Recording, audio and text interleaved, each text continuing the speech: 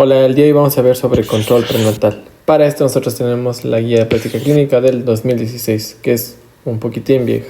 Pero antes de nada quiero ver estas definiciones y quiero que repasemos esto. Nosotros tenemos 4 niveles de atención en nuestro nivel de salud. Tenemos el primer nivel de atención, que se basa en los centros de salud. El segundo nivel de atención, hospitales básicos, hospitales generales. El tercer nivel son centros especializados. Y el cuarto nivel ya son centros de experimentación. Las definiciones que vamos a ver aquí son definiciones que se manejan por lo general en el primer, segundo nivel.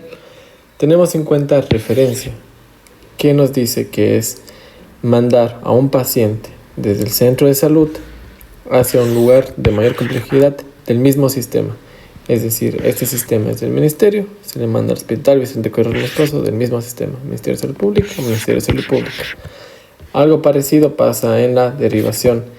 Se manda desde un lugar hacia otro lugar que sea un prestador de salud. Puede ser una clínica, puede ser el IES, como se ve en esta imagen de aquí. Todo a partir desde el centro de salud. Y la contrarreferencia es una respuesta a la referencia, donde mando yo desde el primer nivel, en un inicio una referencia, y la contrarreferencia es regresarlo desde el nivel más alto hasta el nivel más bajo. Eso es la contrarreferencia. Por último, la referencia inversa hace caso cuando un paciente acude directamente a un lugar de mayor nivel y desde aquí se le va a hacer una referencia inversa hacia otro lugar, es decir, inicia la atención en el hospital y después se le manda a que continúe la atención en el centro de salud. Para nosotros comunicarnos tenemos un sistema que se llama la 053. Ojo, la 053 es la hoja para referencias y todo esto, y no quiero que les cause confusión. Muy bien, nosotros en atención primaria tenemos la libreta integral de salud, donde vamos a encontrar esta partecita de aquí, que es la 051. Entonces esto aquí tiene un patrón de llenado que después vamos a ver en otro video, lo más probable. La 051 es lo que se va a realizar en cada control prenatal, pero bueno, les dejo para otro video. Lo que nos dice esta guía principalmente es que se debe realizar como mínimo 5 controles prenatales. El tiempo de la primera consulta debe ser de 40 minutos. Las siguientes consultas deben ser en 20 minutos. En el caso que la primera consulta, es decir, la captación, sea después de las 20 semanas, se recomienda 30 minutos. Es lo que nos dice la guía, en la práctica es otra cosa. Muy bien, en la guía nos recomienda que debemos clasificar en cada control el riesgo. Y tenemos riesgos modificables y no modificables. Entonces, para que tengan una idea, los modificables son los que estamos a tiempo de modificar y los no modificables son los que ya pasó un tiempo y no podemos hacer nada. Por ejemplo, la baja escolaridad, que ha tenido varias parejas sexuales. La fecha de última menstruación no podemos nosotros modificar. De igual manera, la estatura, la incompatibilidad de sangre, no podemos hacer eso. Que tengan hemorragias, embarazos no prolongados, son cosas que no están en nuestras manos. Pero tenemos nosotros en nuestras manos lo siguiente: cuando el soporte familiar no es el adecuado, asimismo un paciente con 4 controles, nosotros podemos intensificar los controles y realizar un adecuado control de ese embarazo. De la misma manera, cuando los pacientes están expuestos a demasiadas cargas laborales, como aquí los factores laborales, tenemos en cuenta no están paradas más de 3 horas en un trabajo, cuando levantan objetos pesados, hay un ruido extenso, cuando son fumadores pasivos, es decir, cuando tienen compañeros en el trabajo, una casa que están fumando y igual en ese humo del tabaco. Cuando el trabajo es combinado, es decir, implica lo anterior, implica la bipestación, levantar objetos pesados, cansancio, le expone al humo del tabaco, entonces son riesgos que puedo modificar. Asimismo, la anemia yo puedo modificar con el uso de hierro, el uso de drogas, violencia, la disminución de aumentos vitales yo puedo modificar identificando la causa que está provocando esa disminución. Y asimismo las infecciones del tracto urinario como la pielonefritis son factores modificables y esto les encanta preguntar. Por lo tanto les dejo ahí para que se repasen, se le peguen una buena leída y que sepan más que nada que estamos o no a tiempo son los modificables y si no tenemos tiempo son los no modificables. Por otra parte, la guía nos dice que cuando la paciente tiene un peso bajo durante la gestación, el neonato tiende a ser pequeño para la edad gestacional. Y si en un inicio de la gestación tiene sobrepeso, se relaciona con cesáreas o preeclampsia. La ganancia de peso de la paciente va a ser de 7 a 18 kilogramos y un promedio de 3 a 4 kilos del niño al nacer. Muy bien, vamos con las recomendaciones que nos da la guía. Y estas son preguntas que sí o sí van a caer. Empecemos con el examen físico. Nos recomienda valorar cómo es el IMC al inicio de la gestación. Cuando tenemos un IMC menor a 20 kilogramos por metro cuadrado, sí o sí tenemos que referir a nutrición. Esta paciente está muy delgadita. Y muy bien, tenemos más recomendaciones que cuánto debe ser la ganancia de peso de la paciente. Ahora, eso han preguntado, pero las preguntas propiamente han sacado de esta tablita de aquí. Cuando solo tiene un feto, cuando tiene varios fetos, y aquí tenemos la ganancia de peso que debería tener. Entonces, esta tablita aquí sí les pueden preguntar, por eso les dejo aquí para que repasen. Muy bien. Siguiente recomendación. ¿Desde cuándo vamos a medir la altura de fondo uterino? Aquí nos recomienda desde la semana 24. Y si en el anterior control, en este control y en el otro control no coinciden las alturas de fondo uterino, algo está pasando, o bien la persona que está midiendo no tiene una buena técnica, o si no podemos sospechar en algo malo. Entonces un polidrames, un mioma, que existe un error en la edad gestacional, es decir, la fecha de última menstruación, o algo no nos está diciendo de manera correcta. Y es importante saber cómo calcular la fecha de última menstruación, que esto sí les van a preguntar, que hay una pregunta de ley. Listo. Nos recomienda también que se debe escuchar sí o sí los latidos cardíacos en cada control prenatal. Para eso tenemos la corneta de Pirnat, el estetoscopio o el Doppler, que es una herramienta muy buena en el momento de la consulta. Una pregunta que cayó en el caso fue sobre la preparación de pezones. Nos decía que si eso no es recomendable los ejercicios de Hoffman para mejorar los pezones planos, es decir, así, quería que se vean de esta manera. Entonces los ejercicios de Hoffman nos permiten tener este resultado. Sin embargo, la guía nos menciona que existe muy poca evidencia para mejorar la lactancia, por lo tanto no se recomienda hacer estos ejercicios. De igual manera, no está recomendado hacer un tacto vaginal de rutina porque este va a aumentar el riesgo de ruptura prematura de membranas. Muy bien, entonces tenemos los exámenes de laboratorio. Esto de aquí no lo tengo de manera ordenada, pero quiero que sepan más o menos cómo hacer y después voy a enseñarles cómo ustedes pueden recordar. Entonces, empecemos con la biometría. La biometría nos va a ayudar a identificar anemias. Entonces, en primer y tercer trimestre, valores menores a 11 nos indican una anemia. Segundo trimestre, por el aumento de plasma, ¿no? Hay un 10.5 menores a esto, es una anemia gestacional. De igual manera, nosotros tenemos que pedir la beta-HCG en sangre, recordando que tenemos dos tipos de sangre, la cualitativa y la cuantitativa. La cualitativa nos dice sí o no, y la cuantitativa nos da un número. Este número nos puede relacionar con la edad gestacional aproximada, no nos da exacta, no es confiable la beta-HCG cuantitativa para determinar la edad gestacional, solo es una aproximada. De igual manera, tenemos que saber el tipo de sangre para ver si es o no ORH negativo. Tenemos que hacer la serología para enfermedades de transmisión sexual, tenemos el VIH, VDRL para sífilis, hepatitis B, sobre todo cuando la paciente consume drogas intravenosas. Si hacemos diálisis, tenemos la AST elevada, es PPL o tiene tatuajes, como nos dice la guía. El TORCH va de cajón en todas las pacientes. El TORCH es estudio de toxoplasmas, otros rubiola, citoplasma y el herpes. El toxoplasma es algo que se da en las mujeres y hay que tener mucho cuidado. Entonces, cuando la paciente tiene gatos, hay que evitar que esté expuesto a gatos o el excreta de ellos. Cuando la comida está mal lavada, cuando está la carne cruda o poco cocida, y la jardinería es frecuente en la paciente, tenemos que hacer que se evite estas actividades y lavarse bien las manos. De igual manera, tener un adecuado cuidado con este tipo de carnes. Otro que tenemos que considerar es el Chagas, sobre todo en lugares que son prevalentes. Por ejemplo, en el oriente es bastante común esto que se puede presentar. Rubiola, citomegalovirus y herpes también podemos incluir en el examen, por eso se le pide de cajón TORCH. El uroanálisis vamos a hacer sí o sí antes de las 20 semanas y después de las 20 semanas.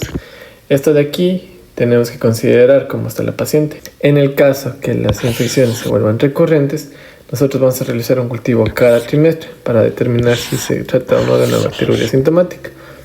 Entonces, hito recurrente, hacemos cultivo.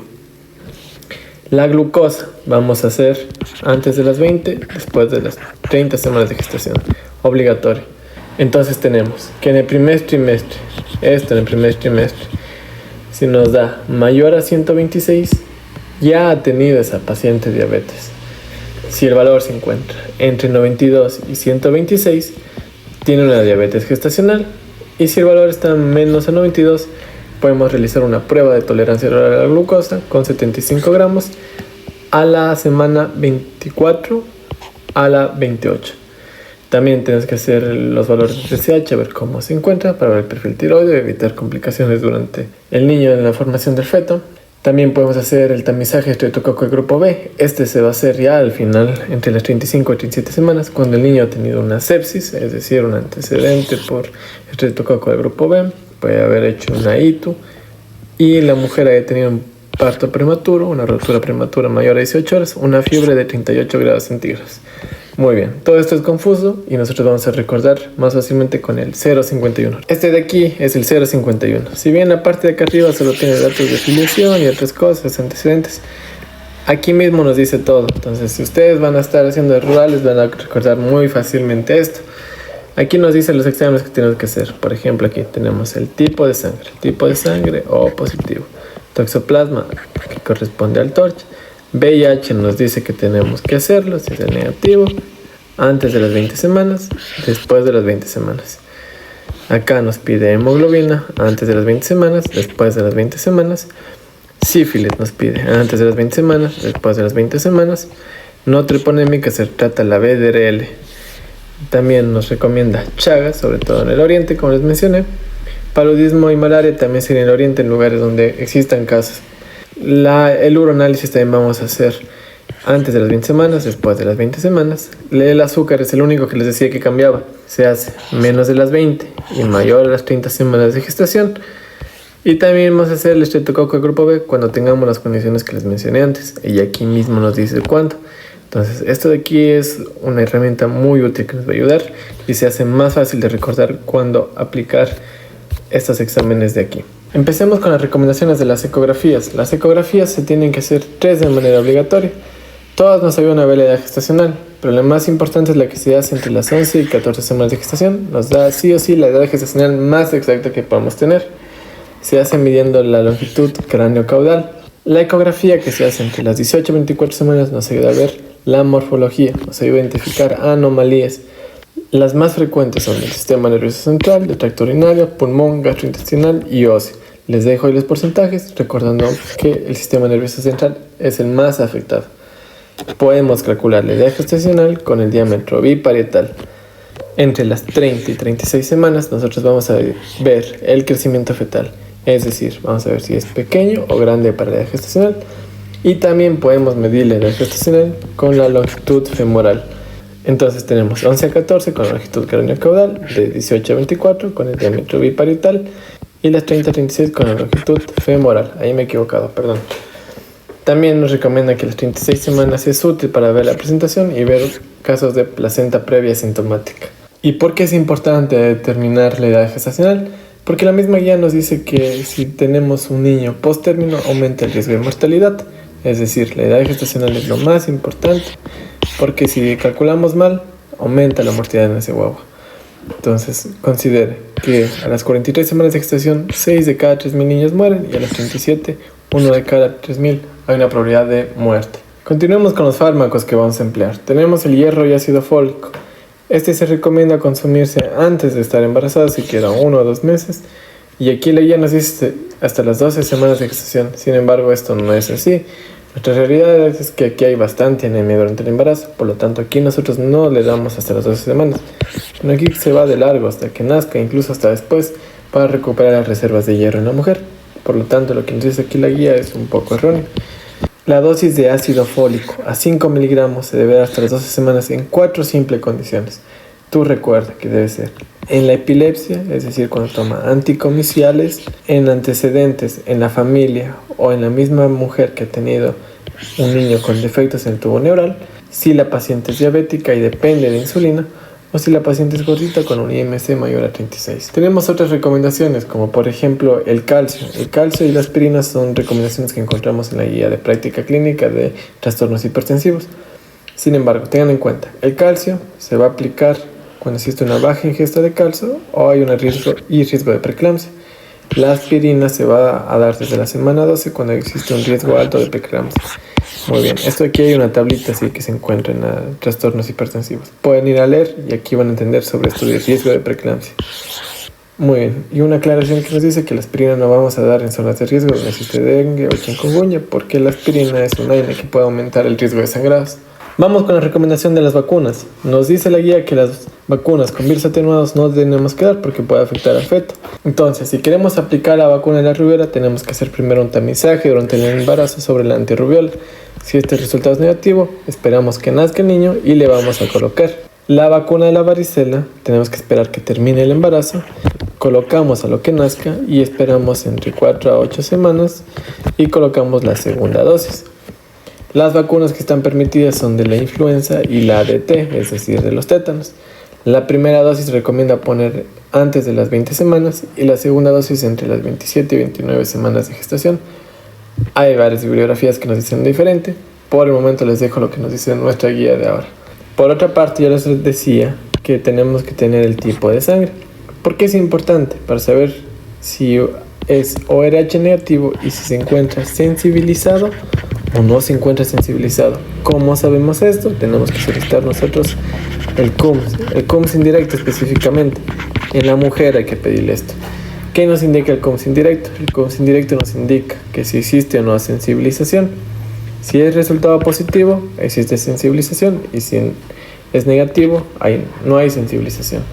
La sensibilización hace caso que existen anticuerpos, porque ya ha estado contacto este tipo ORH negativo a otro ORH positivo, por lo tanto existen anticuerpos que están implicando ese rompimiento. Por lo tanto, cuando existe sensibilización, no coloco la vacuna. Pero si no está sensibilizada, coloco una dosis única de anti-D. Esa es la vacuna que se coloca entre las 28 y 30 semanas. Ojo, esto es pregunta de casos. Ya preguntaron algunas veces. Entonces, no sensibilizado, dosis única entre las 28 y 30 semanas de gestación. Continuemos. Otras recomendaciones que nos da la guía, como ya mencioné, hay que evitar el consumo de carnes crudas y que no estén lavadas o semicrudas. La salmonela no va a afectar al feto y se debe consumir más la fibra. Debemos evitar el consumo de vitamina A mayor a 750 miligramos o 2500 unidades internacionales porque puede ser teratogénico. La actividad física aeróbica y la actividad sexual totalmente permitido. Actividad física que sea de grandes esfuerzos, no se recomienda. Gimnasio que vayan a levantar grandes cantidades de peso, no está del todo recomendado. Además, nos recomienda algo sobre sustancias. El alcohol va a provocar una alteración del crecimiento y en el desarrollo intelectual. Por lo tanto, máximo recomiendan una unidad que es 250 ml de cerveza o 150 ml de vino.